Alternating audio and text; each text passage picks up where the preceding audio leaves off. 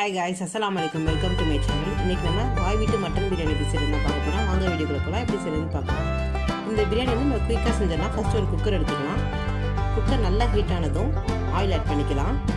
Oil நல்லா heat ஆனதும் பட்டை, கிராம்பு, ஏலக்காய் மூணு ஆட் பண்ணிக்கலாம். அதுக்கப்புறம் பச்சை மிளகாய் ஆட் பண்ணிக்கலாம். அதுக்கப்புறம் பெரிய வெங்காயம் வந்து 8 கட் பண்ணி வச்சுருக்கேன், மீடியம் சைஸ் வெங்காயம், அதை ஆட் பண்ணிக்கலாம். ஆனியன் நல்லா ஃப்ரை ஆகட்டும். இப்போ ஆனியன் நல்லா ஃப்ரை ஆகிட்டுருக்கு. ஆனியன் சேஞ்ச் ஆகணும், நல்லா கலர் சேஞ்ச் ஆகணும். அப்போ தான் வந்து பிரியாணி நல்லா டேஸ்டியாக இருக்கும். கருக விட்டுறக்கூடாது. பர்பிள் கலரில் சேஞ்ச் ஆகும், அந்த மாதிரி சேஞ்ச் ஆகணும். இப்போ வந்து சின்ன வெங்காயம் வந்து ஒரு ஹேண்ட்ஃபுல்லாக சின்ன வெங்காயம் எடுத்துருக்கேன். அதை வந்து மிக்ஸி ஜாரில் கிரைண்ட் பண்ணி அதையும் சேர்த்துக்கலாம். சின்ன வெங்காயம் சேர்க்குறதுனால நல்லா டேஸ்ட் நல்லாயிருக்கும். நல்லா மிக்ஸ் பண்ணி விட்டுக்கோங்க. நல்லா வாசம் போகட்டும்.